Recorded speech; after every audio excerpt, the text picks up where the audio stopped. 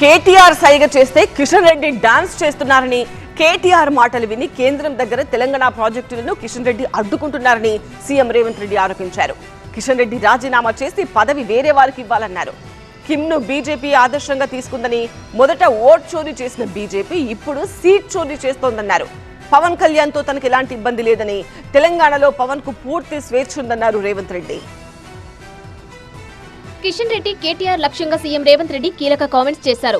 తెలంగాణకు రావాల్సిన ప్రాజెక్టులను కిషన్ రెడ్డి అడ్డుకుంటున్నారని, రాష్ట్ర అభివృద్ధికి ఆయన పెద్ద అడ్డంకిగా మారారని చిట్ చాట్ లో సీఎం రేవంత్ ఆరోపించారు.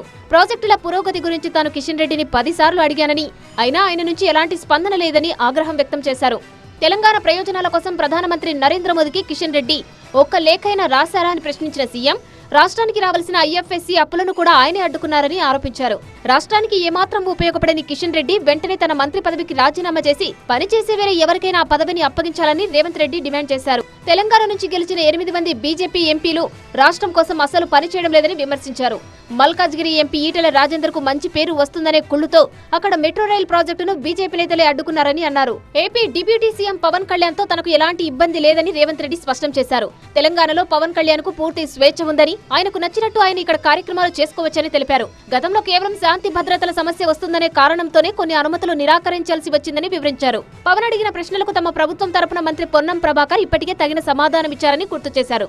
మీనాక్షి నటరాజన్పై ఎలాంటి కేసులు లేకపోయినా లేని కేసును సృష్టించి మధ్యప్రదేశ్ లో రిటర్నింగ్ అధికారి తప్పుగా ఆమె నామినేషన్ను తిరస్కరించారని సీఎం రేవంత్ ఆగ్రహం వ్యక్తం చేశారు. మొదట ఓట్ల చోరీకి పాల్పడిన బీజేపీ ఇప్పుడు సీట్ల చోరీకి తెరలేపిందని, మధ్యప్రదేశ్ లో 3వ అభ్యర్థిని రంగంలోకి దించడం వెనుక పెద్ద కుట్ర దాగి ఉందని ఆరోపించారు.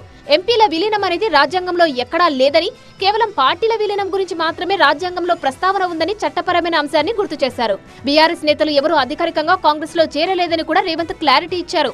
ఇక కేబినెట్ విస్తరణపై వస్తున్న వార్తలను సీఎం కొట్టిపారేశారు.